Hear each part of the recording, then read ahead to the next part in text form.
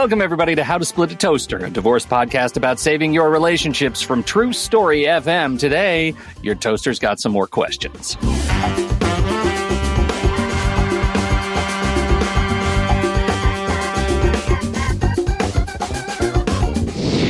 Welcome to the show, everybody. I'm Seth Nelson. As always, I'm here with my good friend, Pete. Pete, let me tell you. Yeah. Listener question day. It's a big one. They're huge. They just keep coming in. I know. So you just rip through them. I know I've glanced at them. So I haven't done any legal research preparing for this podcast, but we'll see how we do. That's okay. I'm ready to go. We're going to start off with an easy one. This one, you're going to love this one, I think.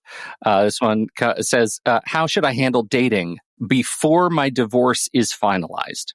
That's the whole question, but it implies some things, right? How do you handle this? Okay, so in the show notes, we're just going to give you Andy's contact information.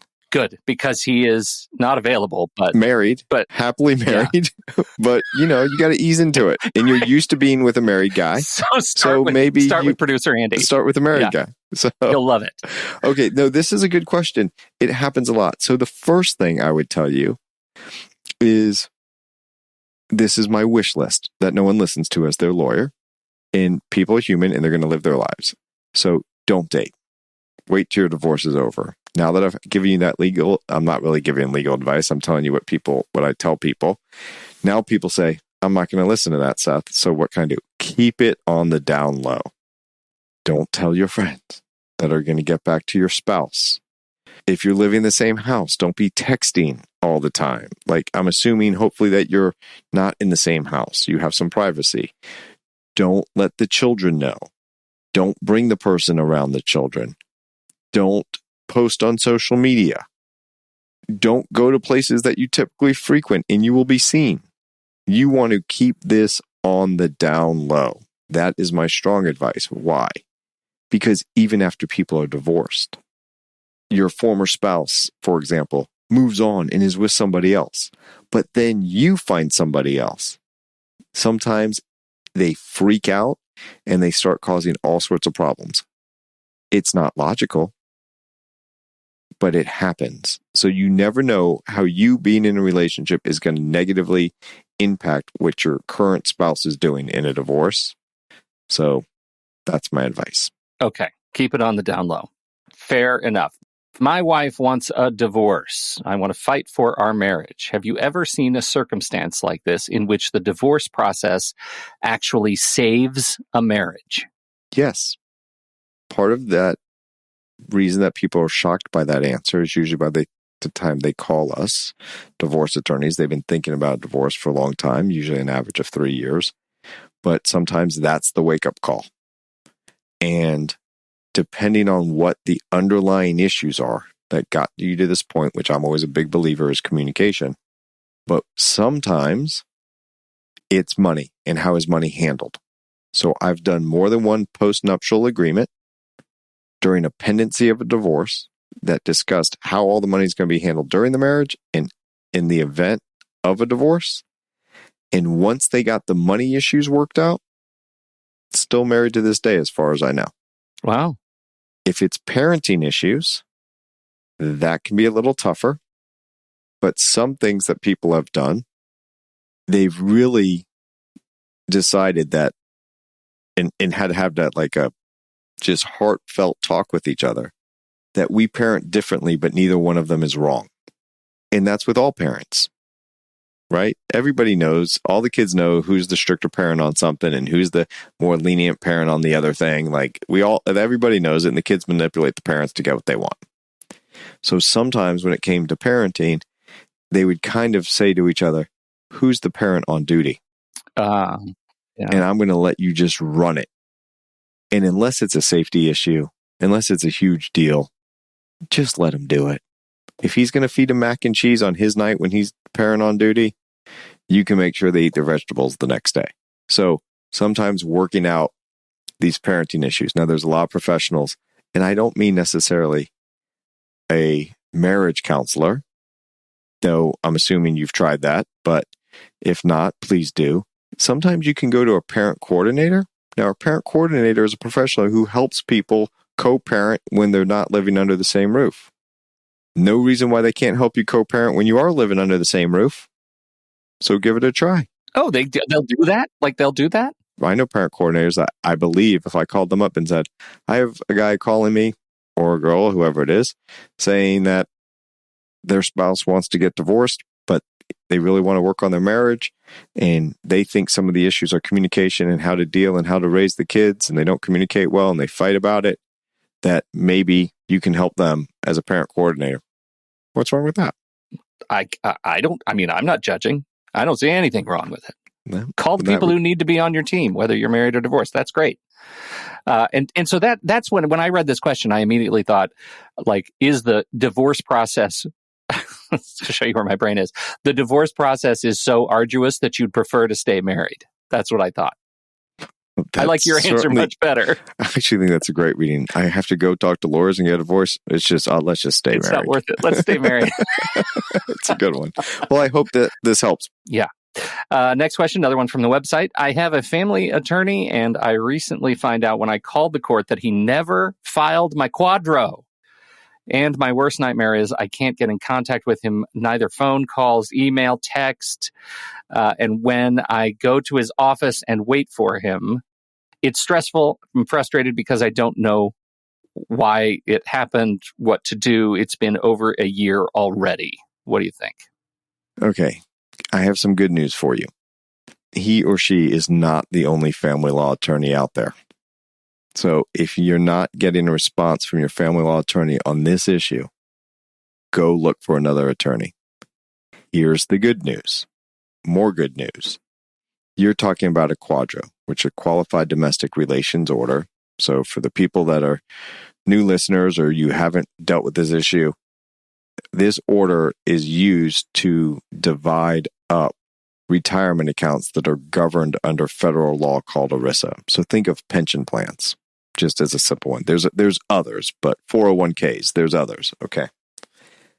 That can be done after the final judgment.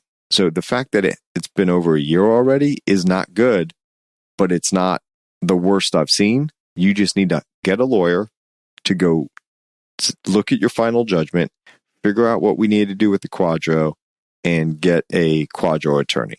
Now, if you are in the state of Florida, there are a lot of QDRO attorneys out there. We have someone here at NLG that does them. But also, we have Matt Lundy, who is a guest on this show, that is a QDRO attorney. And he is licensed in many states. I don't know how many, but I think Pete, when he was here, was like 4 or 5 different states. Yeah, he's all over. So if you just go in and well, Pete, let's just put in the show notes on Matt Lundy's contact information for his law firm. And then you can reach out to Matt Lundy and maybe he'll be able to help you. So when you're finished reaching out to Andy to propose him for dates, call Matt Lundy because he's great. That's right. That's right. And maybe when things don't work out with Andy, Matt can refer you to. It's available. No, not Matt. He'll refer you. He's a nice guy, not like Andy. He's all about referrals.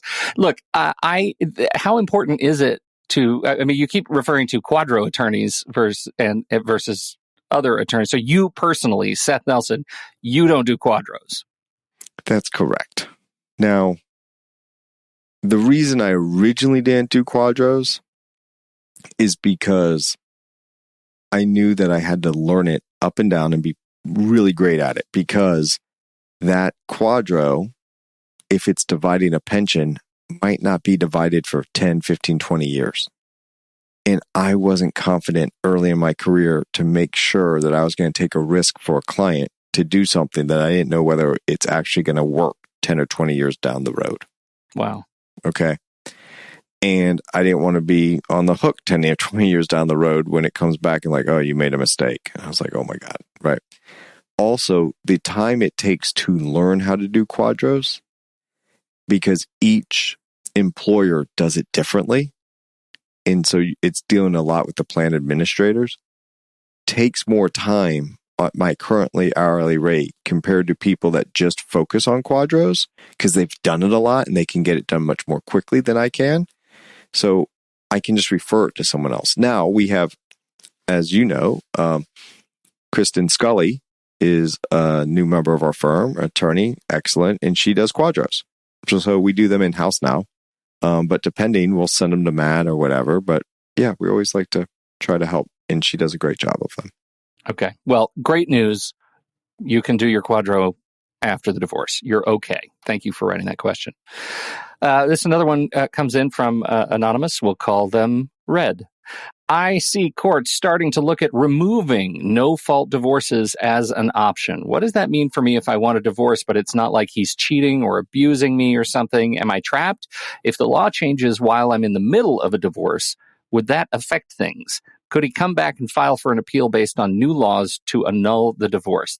I find this fascinating. First of all, set the stage for us. What are we talking about with a no-fault divorce? So a no-fault divorce is what it typically is in almost every jurisdiction across the country now, which means you just have to say there's irreconcilable differences and you're done. You're not going to court and saying, he abuses me, he cheats on me, he is psychologically abusive to me. You don't have to have a reason to get divorced other than you guys don't get along anymore and it's not going to change.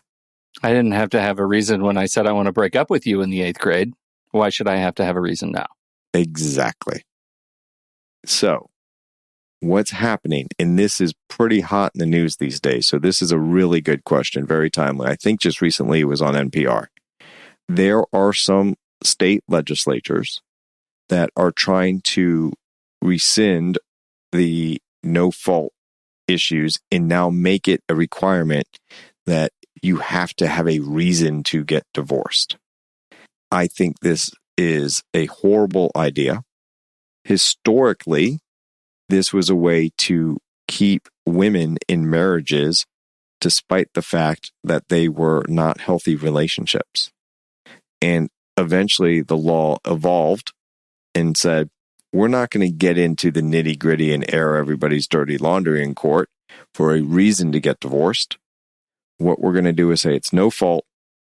If you want to get married, you can get married. And if you want to get divorced, you can get divorced. There are going to be some very simple requirements that they're irreconcilable differences. That's what it is in Florida. And when we go to court and have to prove irreconcilable differences, I just ask the question, are there? They say yes. Then I ask, is there anything the court can do to save your marriage, such as sending you to marriage counseling or anything of the like? And the answer is no. Now, if one person says, yes, I want to work on our marriage, the court sometimes will say, I'm going to pause this proceeding, go to marriage counseling. Other courts are like, if they don't want to go, I'm not going to send them. So it just depends on the judge. So let me answer the next part. What happens if the law changes in the middle of your divorce? When new law gets passed, it usually says when the effective date is. And so it might say this new law is in effect as of July 1st, 2025, and it applies to any pending case or any case that gets filed after that date. So, or it could say it only applies to cases that get filed after that date. So it just depends on what the law says when it's enacted and how is it enacted. But just to clarify, so if I'm let's say you're in trial and trial is the date that the law changes. Tuesday, the law changes. When you come back to court on Wednesday, are you arguing against the new law?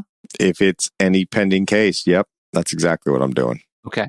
All right. I think that's important to be clear because that's actually sort of terrifying. Thank you for that. A little bit. Not for lawyers, but yeah. You guys. Okay. I know. Here's what we've got. I got a couple of questions that I think you're going to have an easy time with. So let's just see how you do. Number one, another one from the website.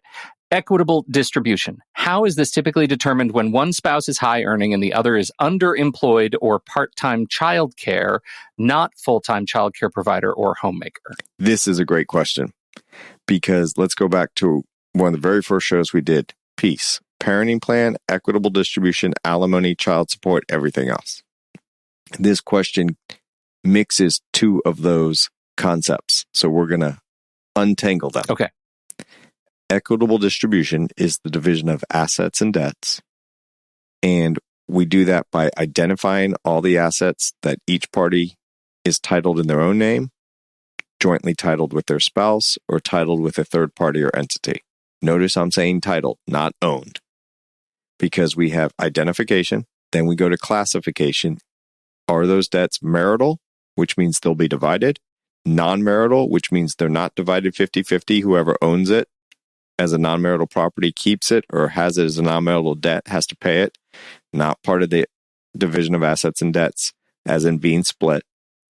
Then we have some assets and some debts that might be both marital and non-marital, have different components. And then we have valuation and then distribution, who gets it. None of that has to deal with your income. None of that has to deal with if someone's underemployed or a part-time child care provider. Those topics deal with alimony. And alimony is need and ability to pay, paying one spouse or former spouse money after the divorce is over to help them maintain a certain standard of living. And as we know in Florida, the law has changed on that. So to answer equitable distribution, it doesn't impact it at all. To answer the alimony portion of this, it depends on your state. So all of this is check your local jurisdiction. But generally speaking, equitable distribution is a different category than alimony. But the fact scenario that's given here falls under alimony in Florida family law. But check your local jurisdiction. Follow-up question. Just because the writer asked it this way, when you have a high income earner and an underemployed or part-time person, what if you have a high income earner and a slightly less high income earner, but still high income earner? How does the court deal with alimony when everybody's making fine money, maybe just not quite at the same amount? So that's a great question. So that goes back to need and ability to pay. And that is based upon the standard of living.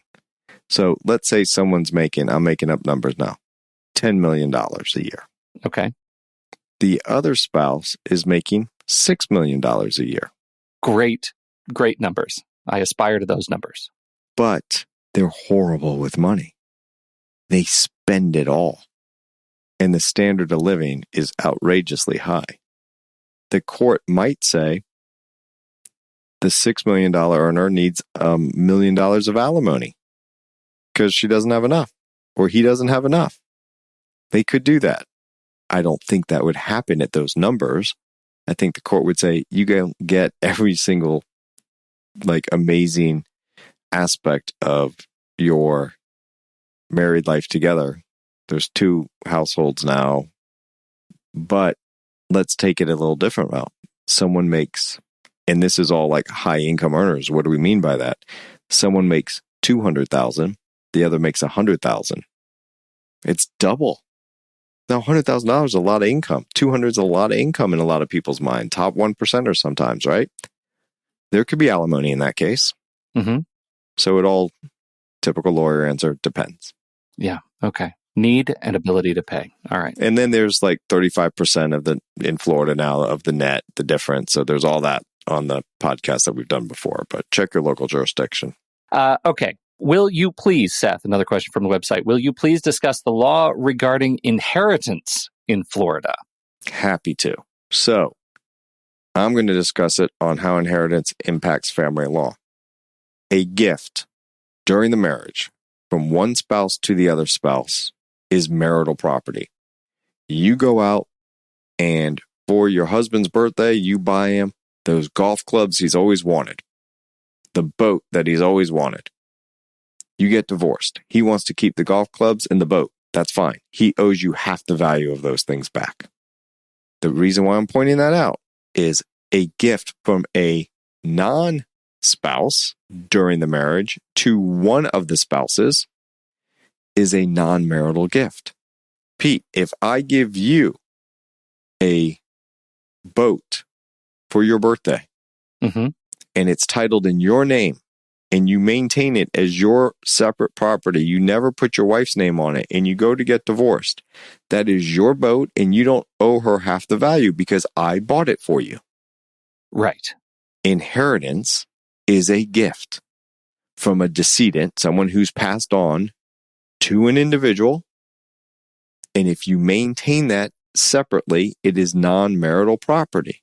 And maintaining it separately means no commingling funds in bank accounts, right? Don't put their name on it. Exactly. Don't use it for living expenses. Now, in Florida, that would not be part of equitable distribution.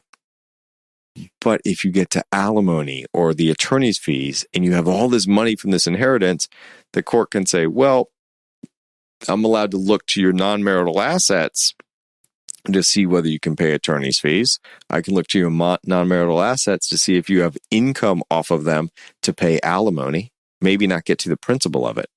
So that's how it impacts Florida family law. I think we're going to roll with one more. You got one more in you? I got it. I got two more in me, Pete. Oh, dear. Okay, here we go. Another one from the website. I'm the wife. How do I get a favorable appraisal for our house? So it doesn't matter whether you're the wife or the husband on this. And by favorable, I don't know what you mean.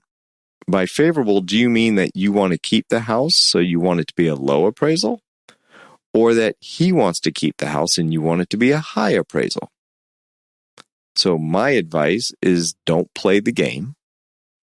Get a reputable appraisal from a reputable appraiser that is qualified, that does them in your area.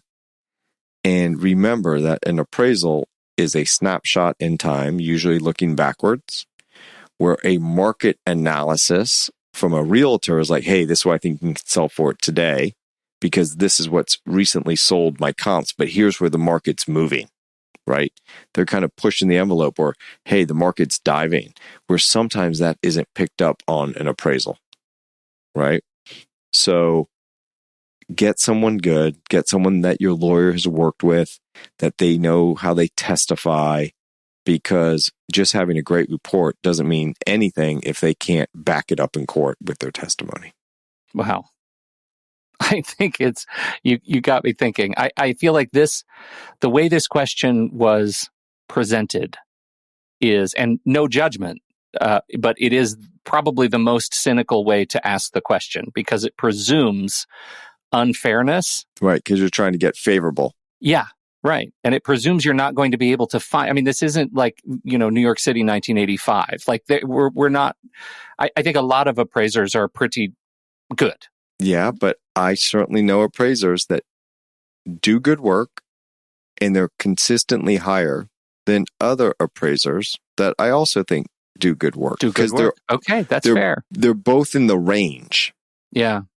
Yeah. But this one's consistently higher. Ranges matter. Right. And so if I have an appraisal that my client wants to keep the house, I'm not using these two appraisers, because in the range, they're going to be high. I'm going to use the other two that are also in the range to be low. And then when the other side gets one of the ones that's high, I've worked with them before. I kind of know why they're high, and I kind of try to beat them up on that in court, professionally and ethically.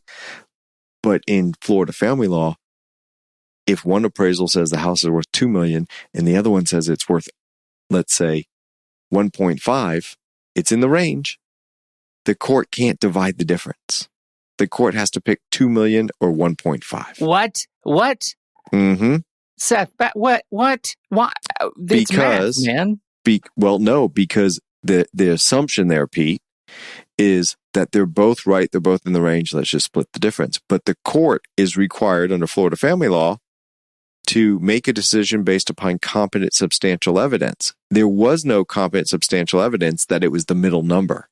Oh my God, that's so hard to swallow. It was one or the other, right? Yeah. Now, you could put on, and this is clever lawyer shit that I do, you could put on your client, right? Because maybe they had the lower number and you're afraid that the judge is going to take the higher number and hurt you. You could put your client on, and your client can say, I think it's actually right in the middle, Judge. And here's why. And if your client is owner of the property, they can testify to value. And now you've given a new hook for the judge to hang their opinion on.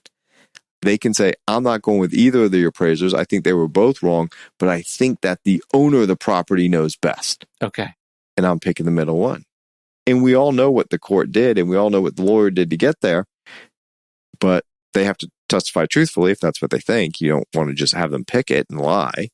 Now, what judges usually do, because this just hurt your soul, Pete. Yeah. Let's say they take the higher number and they know that it hurt the wife.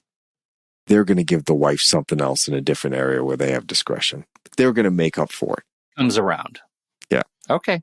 Yeah. These are really good questions people are putting out there for us and for our listeners. You want to do one more? I think this is a good one.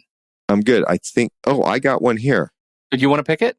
Yeah. Unprecedented. I know. I just contacted Andy. He's the worst person. Do not ask me to date him again. Anybody else that you might have. That was quick.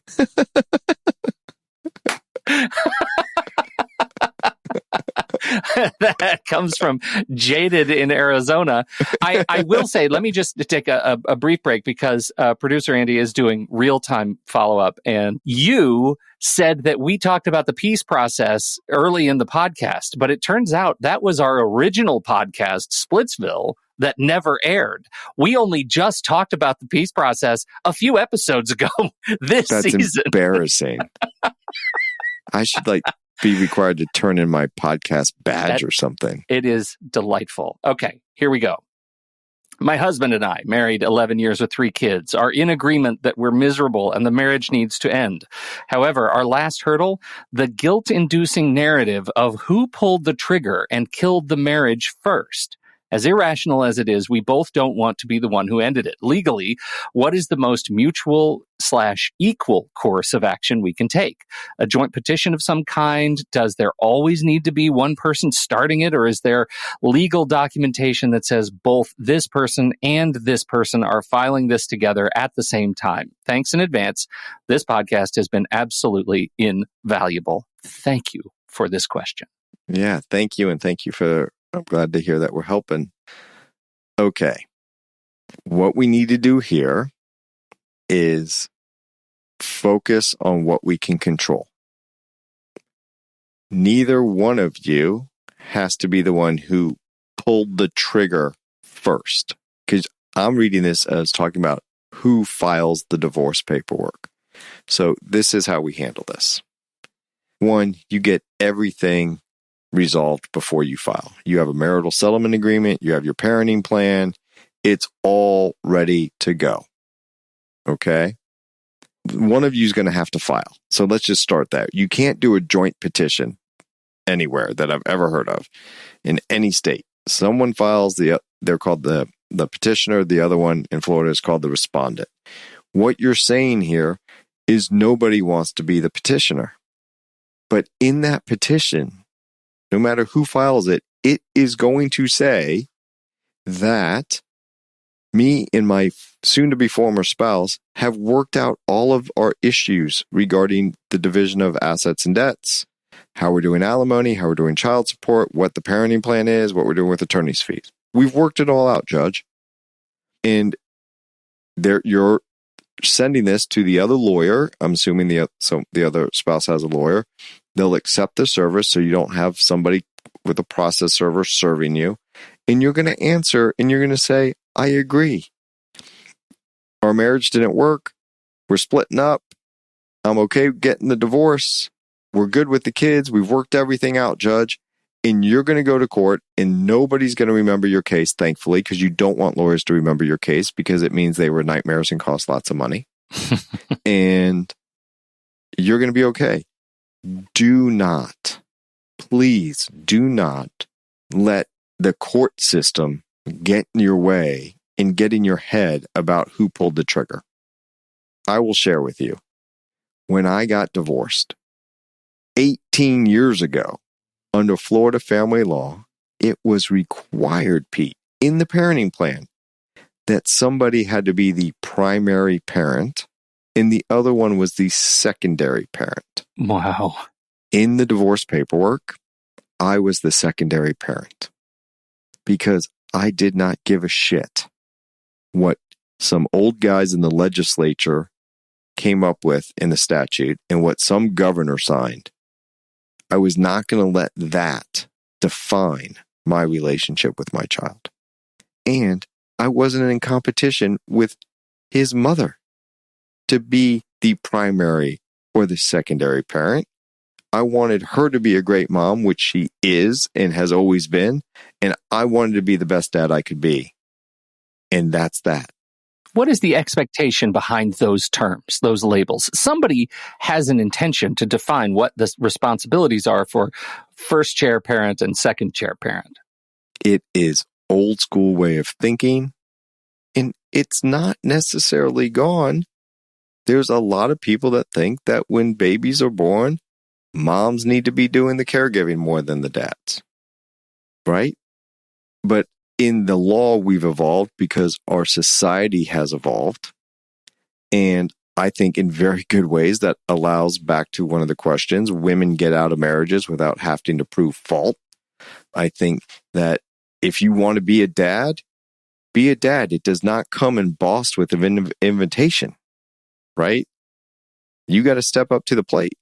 So please do not let the way the law is designed trip you up on two parents that are trying to work together and get things done and who pulled the trigger. And if worse comes to worse, you can rock, paper, scissors for it. Right. Your kids don't need to know. No. Who's first chair, second chair? Nope. I like that better. This was great. Seth, thank you for taking all these questions. You did a great job. Thanks for our listeners and people for sure bringing in the questions. This is great. I am personally, as one of the people behind the website, I am deeply gratified that people are using our new question tool over there. You can ask the tool. It interviews the show. I take those questions that you put in that little box on the website and I bring them right here. So when I say question from the website, it's from the AI, the model, the robot that lives on our website that interviews past episodes. And if we don't have a great answer in there for you, we're going to talk about it on this show. So keep using that. It's great to see these questions come in. And to those of you who visit howtosplitatoaster.com and actually click the button to submit a question, we love you too. Thank you so much. And we hope this has been helpful in at least in some part guiding the way you were thinking about your divorce. I got to tell you, the only disappointing thing on the questions, Pete, is no one asked us when our birthday are and what size shirt we wear. But other than that, I think they're doing great. That's right. And my favorite color is kind of a silvery blue. And I would like a Toyota GR40. You know someone's going to write in, we want to know Andy's birthday and give him a microphone. Yeah. We'd like to know when Andy's birthday and give him some agency. You guys don't know. Yeah. Andy runs this whole thing. That's right. All right. Thanks, everybody, for downloading and listening to the show. We appreciate your time and attention. Don't forget to send us those questions. In the meantime, on behalf of Seth Nelson, America's favorite divorce attorney, I'm Pete Wright, and we'll see you next time right here on How to Split a Toaster, a divorce podcast about saving your relationships. How to Split a Toaster is part of the True Story FM podcast network, produced by Andy Nelson, music by T. Bless and the Professionals and DB Studios. Seth Nelson is an attorney with NLG Divorce and Family Law with offices in Tampa, Florida. While we may be discussing family law topics, How to Split a Toaster is not intended to, nor is it providing legal advice. Every situation is different. If you have specific questions regarding your situation, please seek your own legal counsel with an attorney licensed to practice law in your jurisdiction. Pete Wright is not an attorney or employee of NLG Divorce and Family Law. Seth Nelson is licensed to practice law in Florida.